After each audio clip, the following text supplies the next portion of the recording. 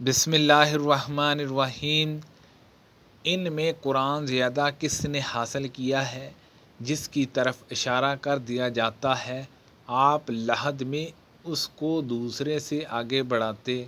حضرت جابر بن عبداللہ رضی اللہ عنہما نے بیان کیا کہ میرے والد اور چاچا کو ایک ہی کمبل میں کفن دیا گیا تھا۔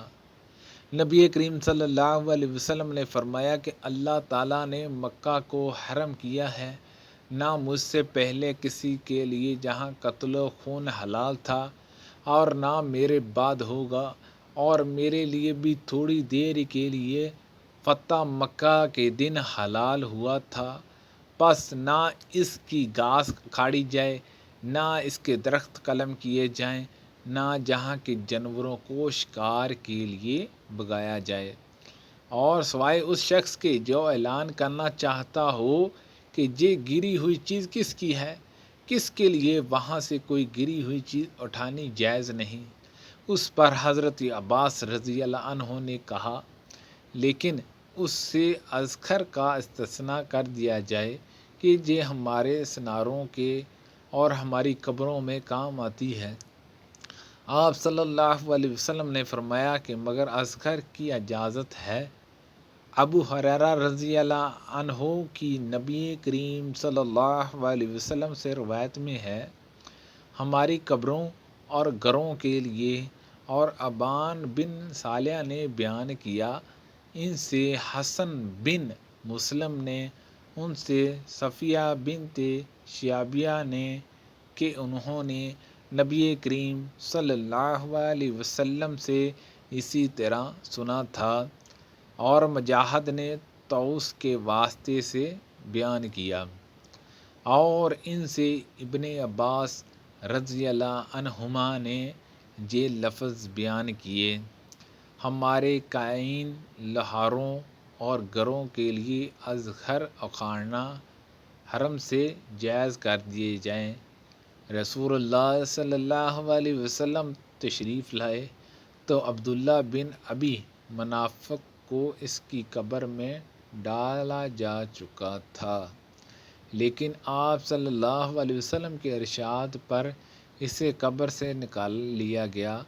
پھر آپ صلی اللہ علیہ وسلم نے اسے اپنے گھٹنوں پر رکھ کر لعاب دہن اس کے منہ میں ڈالا اور اپنا کرتا اسے پہنایا۔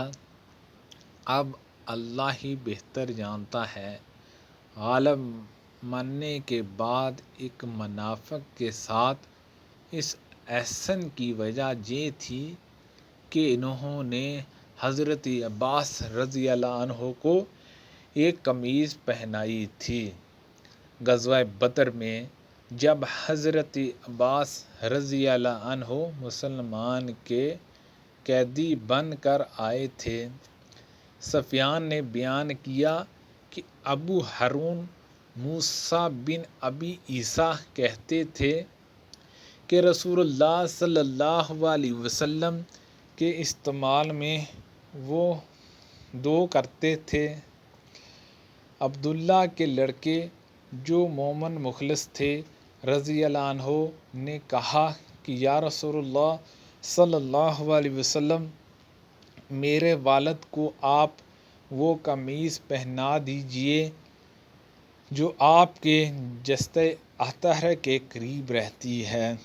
سفیان نے کہا، لوگ سمجھتے ہیں کہ ان حضرت صلی اللہ علیہ وسلم نے اپنا کرتا اس کے کرتے کے بدل پہنا دیا جو اس نے حضرت عباس رضی اللہ عنہ کو پہنایا تھا۔